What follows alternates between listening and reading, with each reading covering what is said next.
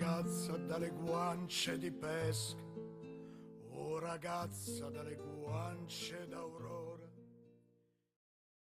Donc Laurent, je me permets donc de te kidnapper du tribunal puisque tu viens d'être jugé par le tribunal de Boulogne-sur-Mer et condamné à une amende extravagante de 50 euros pour avoir affiché des affiches d'alerte sur la situation des réfugiés à Calais sur des vitrines abandonnées. Donc comment tu accueilles cette décision?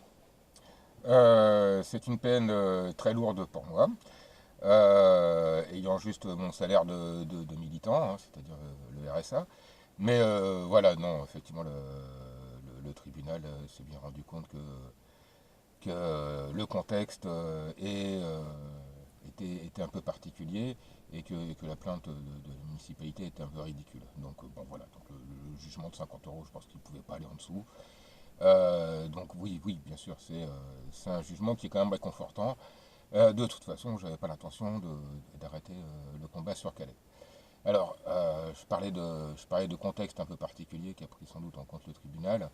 C'est que, voilà, le premier contexte particulier, c'est que oui, on est à Calais. Alors faire du militantisme politique à Calais, c'est pas très évident, c'est pas facile tous les jours. On n'est pas sur des sujets très révolutionnaires, mais on est juste sur de la défense des droits fondamentaux. C'est ça justement qui est difficile de faire à Calais. Alors le contexte dans lequel intervient ce jugement, bah, c'était donc pour une opposition d'affiches dans le centre-ville, donc pour alerter sur une situation particulière qui se produisait à ce moment-là à Calais, qui était l'évacuation de cet immense ghetto de 10 000 personnes. Donc voilà, 10 000 personnes qui ont été déportées en 3 jours, avec leurs effets personnels bien souvent, et leur habitat complètement détruit.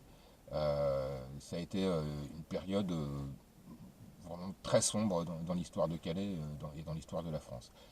Donc c'est dans ce contexte-là qu'intervient la décision du tribunal. Je pense qu'ils ont bien compris effectivement la situation. Voilà, quant aux messages qui me sont reprochés, c'est ce que je vous disais tout à l'heure, hein, on n'est pas sur des choses très révolutionnaires, hein, c'est voilà, les enfants à l'école, pas dans les centres de rétention, jeunesse sans papier, jeunesse volée, enfin vous voyez, c'est vraiment des slogans donc, qui viennent de Réseau Éducation Sans Frontières d'ailleurs, hein, donc bon. Mais voilà, c'est des choses qu'on doit défendre à Calais euh, et pour lesquelles on est obligé de se battre, y compris en justice. Alors on a l'impression de l'extérieur qu'en fait il y a une espèce de blocage très autoritaire de la part de la mairie qui en fait tout simplement refuse même le débat en fait et toute discussion sur des sujets qui sont des sujets démocratiques, j'allais dire au sein du peuple, avec leur complexité. Qu'est-ce que vous en pensez du coup? Alors, c'est pas seulement la mairie, hein, on est quand même sur une ville qui est complètement assiégée, complètement occupée. Donc, tout Calais, c'est une ville qui est maintenant complètement entourée de barrières et de barbelés, avec quelques accès par les voies rapides et par les autoroutes. Euh, on a à l'intérieur une présence policière massive, et ce depuis maintenant quelques années, avec des pics jusque 2000 policiers pour une population de 70 000 habitants. Voilà, c'est quand même assez hallucinant. C'est 18 fois plus que le taux de police par habitant en France en moyenne. 18 fois plus. C'est-à-dire que là où vous vous promenez à Guéret, en 18 jours, vous voyez autant de policiers qu'en un jour ici à Calais. Euh, donc c'est aussi ça qui est vraiment très prégnant. On ne peut pas faire de l'affichage, même sur un panneau d'affichage libre, sans qu'on ait la BAC qui intervienne. On ne peut pas arracher un panneau de Marine Le Pen sans que la police nationale fasse un contrôle d'identité. On a aussi cette présence donc policière qui est très très forte. En plus, voilà, de cette radicalisation de la municipalité, et puis d'une partie de la population aussi, hein. On a le Front National qui, aux dernières présidentielles, a fait des scores très importants, On a aussi une population qui, pour certains, se croit investie d'une mission de défense de notre culture et contre l'envahisseur. Donc il y a pas mal de délations, des problèmes de voisinage. Non, c'est véritablement une ville à part, une situation à part. Donc voilà. Alors, est-ce qu'il y a des, j'allais dire, des contradictions au sein du peuple? C'est-à-dire que vous qui êtes au contact des habitants de Calais, aussi des migrants, des réfugiés, est-ce qu'on peut compter aussi sur un soutien populaire? Comment ça se, j'allais dire, manifeste, s'il y en a un? Quel est le réseau militant sur lequel on peut compter? Est-ce qu'on peut les identifier? C'est quoi? C'est des syndicalistes? C'est le monde associatif? Bon, ma question est un petit peu touffue. Alors oui, non, alors quel est l'état d'esprit? Comme je le disais, c'est vrai que les gens se laissent avoir aussi par le discours, c'est pas de ma faute, c'est de la faute de l'autre, c'est de la faute de l'étranger. Bon voilà, a été classé par le Figaro, qui est quand même pas un journal d'extrême gauche. Euh, Ville la moins dynamique de France, classée 113e sur 113. C'est une ville très pauvre. Euh, voilà. Donc les gens se laissent aussi avoir par ce discours xénophobe. Et en même temps, cette proximité voilà, avec les réfugiés et puis la violence, l'extrême violence dont ils souffrent aujourd'hui de la part de l'État français des représentants locaux, donc préfecture, police et des élus locaux, cette extrême violence, voilà, les personnes de Calais finissent par voilà, la percevoir aussi, et puis se rendre compte aussi. Je veux dire, on peut avoir toutes les opinions politiques qu'on veut, euh, voir un gamin se faire tabasser par la police euh, juste parce qu'il est en train d'essayer de dormir sous un pont, il faut vraiment avoir les tripes bien accrochées pour dire c'est bien fait pour lui. Je veux dire, là, on est devant des cas manifestes et quotidiens de maltraitance.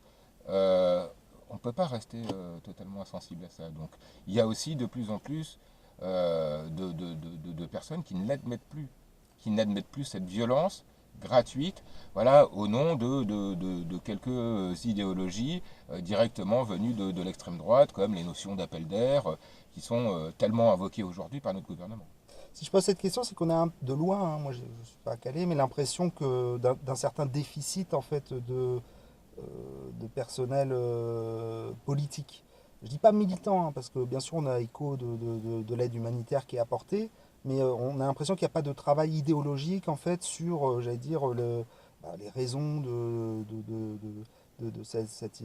cette immigration sous forme de réfugiés, sur l'impérialisme par exemple aussi, et le capitalisme à l'origine de ces flux migratoires. Qu'est-ce que vous en pensez, vous, de cette idée qu'on manquerait peut-être d'un débat idéologique plus poussé et plus j'allais dire, poussé au sein du peuple, au sein de ceux qui militent ou de ceux qui vivent ces situations? Ça commence effectivement par les mots. Et depuis ces dernières années, voilà, le travail sémantique a été très bien fait. Alors, tout à l'heure, j'ai parlé de ghetto en parlant de ce que tout le monde ici nomme la jungle. J'ai jamais accepté ce terme-là.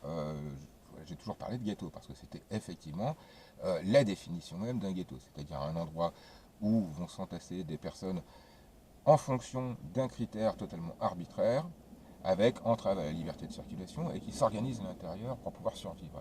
Donc c'était véritablement ça, c'était véritablement un ghetto. Et ensuite, parlons de personnes. De plus en plus, voilà, moi j'entends le terme migrant ou clandestin. Il n'y a personne de clandestin, personne d'illégal sur Terre. Et migrants, je vois pas bien ce que c'est. Ce sont des personnes. Ce sont des personnes qui sont dans une situation à la recherche d'un refuge, à la recherche d'un asile.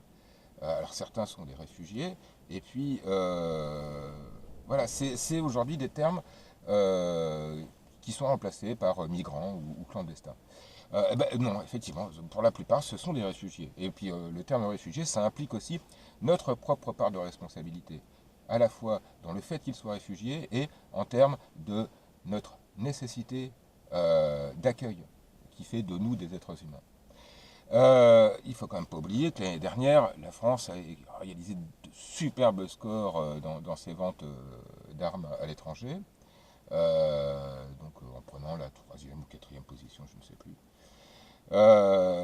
Oui, ça fait de nous, en fait, la première fabrique européenne de réfugiés, parce que c'est avec nos rafales qu'on finit par foutre des familles sur les routes de l'exil, et pour qu'elles puissent vivre. Quand on vend de la mort, euh, eh bien, ça fait effectivement des réfugiés, ça fait des situations humaines totalement dramatiques.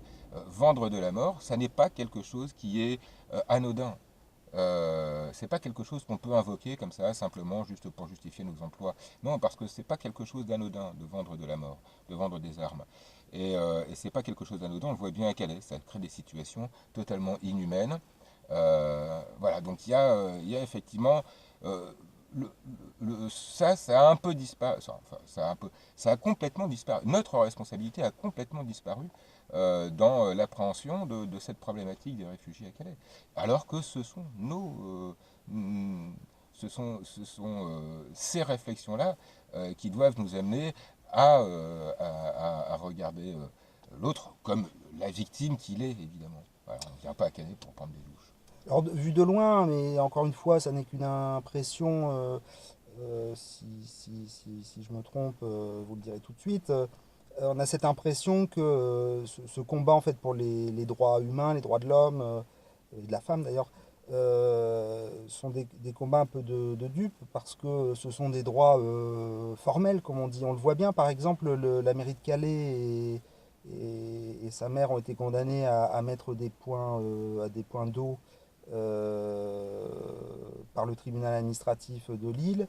Et puis le terme les points d'eau, il s'est transformé en un seul point d'eau avec trois ou quatre robinets.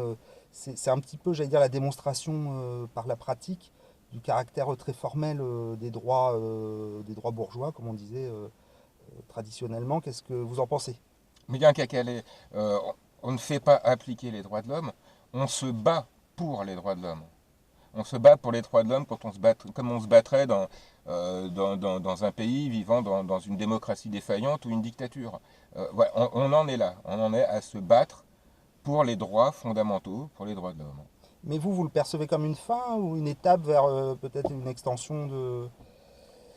Eh bien, se battre aujourd'hui à Calais pour les droits de l'homme, pour les droits fondamentaux, et ceux qui sont inscrits, eh bien, c'est effectivement ne pas nous laisser le temps, ne pas nous laisser les ressources et l'énergie pour se battre sur de nouveaux droits. Et c'est vrai qu'on est vraiment que sur une position défensive. Je dis souvent que voilà, euh, un des éléments à ne pas oublier pour pouvoir continuer à combattre à Calais, euh, c'est de bien prendre en compte qu'on est toujours en gestion d'échecs. On est toujours en train de perdre du terrain sur le combat politique. Alors, c'est pour ça que voilà, se battre aujourd'hui pour les droits de l'homme, alors que voilà, en principe, on devrait se battre pour la disparition de la frontière entre la France et l'Angleterre et la libre circulation et l'installation des personnes et le logement pour tous et le droit facilité à l'accès à la culture, à la santé, à l'éducation. Voilà, enfin tous ces droits qui de toute façon sont totalement absents aujourd'hui à Calais, puisqu'on on en est à se battre pour, voilà, pour l'existence de points d'eau, pour l'existence du minimum sanitaire. Et donc, oui, on est dans une situation qui est absolument dramatique, comme je le disais tout à l'heure, en termes de droits politiques, mais voilà, également en termes de droits humains. Donc, étant aussi bas, c'est vrai qu'on a du mal à militer le dimanche après-midi pour les radis avec Pierre Rabhi, quoi. Bon, sinon, moi j'avais une autre petite question, j'allais dire, euh, d'ordre plus théorique sur, puisque vous en parlez, la question de la fin des frontières, bien sûr, je pense, le but tendu de tout le mouvement ouvrier depuis le 19e siècle. Maintenant, c'est aussi une question qui divise au sein de la gauche ou du mouvement communiste, parce que le cosmopolitisme, hein, qui qui est un point de vue, j'allais dire, tout à fait acceptable et aussi combattu par une partie du mouvement ouvrier qui considère que les frontières, elles existent et que la réalité, c'est-à-dire la réalité concrète de la situation des peuples, c'est que eh bien, ils ont une nationalité et puis il faut faire avec ça et s'en accommoder pour faire la révolution, pour éviter d'être coupé du peuple. Alors ça, c'est une considération générale, vous allez me dire ce que vous en pensez. Concrètement, je vais faire un peu de provocation, mais qu'est-ce que vous répondez à un habitant, un salarié, un ouvrier, un employé d'ici qui vous dit oui mais moi, moi cet afflux de personnes etc moi c'est une menace pour moi c'est une menace à la fois pour mon emploi c'est une menace parce que voilà ça crée du désordre il y a des gens partout il y a des infractions qui sont commises etc qu'est-ce que vous répondez à j'allais dire un ouvrier qui a pas sa carte au Front National mais qui est j'allais dire pris dans le bain de sa propre identité enfin le terme un peu galvaudé mais de ses propres repères de ce que son cousin lui dit des discussions qu'il a en famille au bistrot ou ailleurs ou au travail et puis qui peut-être j'emploie le mot avec précaution légitimement est démuni face à un problème qui de toute façon bah, se pose et le dépasse lui. Bien, je lui dirais qu'il faut arrêter avec ce système. Ça fait effectivement trop longtemps qu'il est à bout de souffle et que aujourd'hui, le coût du capitalisme est beaucoup trop élevé pour qu'on continue à le supporter. Euh, il faut se débarrasser de tout ça. Et on parlait de multiculturalisme et de pluralité. Parlons de la pluralité des partis à gauche. Il faut se débarrasser de tout ce qui traîne à droite et leur laisser justement la place d'occuper tout le champ démocratique comme ça devrait l'être. En principe, si jamais il n'y avait pas toute cette influence générée par les possédants à travers les médias et les formateurs d'idées. Donc ça passe évidemment par une révolution, et cette révolution, elle permettra justement à mon voisin qui est dans la merde de se réapproprier les richesses que lui a volé son patron depuis tant d'années, que lui vole cette société au service du capital depuis tant d'années. Et ensuite, il s'apercevra que la migration, l'échange de savoir, de culture et la mixité des populations, c'est justement ça qui est le créateur de richesses. Et pour ça, voilà. Alors aujourd'hui, souvent, les gens prennent en exemple l'Allemagne, qui a accueilli pas mal de réfugiés, mais qui est encore dans cette logique d'exploitation capitaliste. Alors qu'il existe d'autres logiques, et que on a commencé à y toucher un petit peu du doigt aux dernières élections. Mais je pense qu'on peut aller bien plus loin si jamais on continue tous ensemble le combat. Il ne faut pas qu'on soit seul, il faut qu'on soit tous ensemble à mener ce combat. Il y avait un vieux proverbe qui disait prolétaires de tout pays, unissez-vous. Il n'est pas dépassé. Il y a encore des prolétaires dans tous les pays. Et les personnes qui sont aujourd'hui sur la route de l'exil, c'était, il y a encore peu de temps, pour certains d'entre vous qui travaillent dans les multinationales, c'était vos collègues. Et ça, il ne faut pas l'oublier. Vous travailliez dans les mêmes boîtes. Vous travailliez pour les mêmes capitaux. Et vous étiez exploité par, finalement, les mêmes patrons, les mêmes actionnaires. Pour certains, ça a effectivement tourné plus mal que le chômage qui vous pend de toute façon au doigt. Donc voilà, c'est ce système-là qu'il faut changer. C'est certainement pas aller dans ce jusqu'au boutisme qu'il propose. Et ce jusqu'au boutisme, c'est effectivement le fascisme qui nous pend au nez, comme on l'a connu il y a finalement pas si longtemps que ça. Bon, il y aurait peut-être beaucoup de choses encore à dire, mais bon, le temps tourne. Je sais que vos amis vous attendent pour fêter ce qui ressemble quand même à une petite victoire, parce que c'est un camouflet pour la mairie de Calais, soi-disant des dégradations de mobilier urbain, de l'atteinte aux biens d'autrui, etc., etc. Et puis cette montagne de plaintes qui accouche d'une amende de 50 euros. Je pense que vous avez légitimement mérité d'aller fêter cette victoire contre cette je veux dire, mascarade qu'elle a voulu organiser. Et je vous laisse le mot de la fin, donc s'il y a quelque chose que vous voulez dire pour finir. Bah oui, j'irais bien le fêter, mais enfin en même temps, c'est toujours un petit peu difficile parce que j'oublie pas que ce soir, il y a encore plus de 300 gamins qui vont dormir dehors, dans le froid, la pluie, le vent. Et c'est toujours pour moi quelque chose de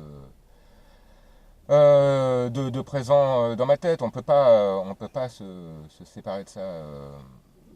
C'est vraiment quelque chose de trop prégnant et de trop. Et de, et de- c'est vraiment quelque chose de vraiment trop lourd, quoi. D'être là-dedans, à Calais, devant cette horreur, cette inhumanité, hein, c'est pas moi qui le dis, mais bon, c'est effectivement le tribunal qui le qualifie comme ça, hein, traitement inhumain et dégradant. C'est ce qu'on vit, voilà, tous les jours ici à Calais. C'est ce qu'on vit tous les jours, c'est les 53 morts depuis 2015. 53 morts. C'est voilà, c'est une situation qui est vraiment très très difficile. Alors, le fêter, oui, bon, c'est une petite victoire, mais il y reste encore beaucoup de combats à mener. Et, euh, et donc, voilà, bah, on reste mobilisé et surtout, bah, voilà, on lâche rien, on reste motivé et, et même si finalement on ne fait qu'essayer de ralentir un raz-de-marée, au moins on est présent et puis, euh, et puis venez tous nous rejoindre. Merci beaucoup Laurent.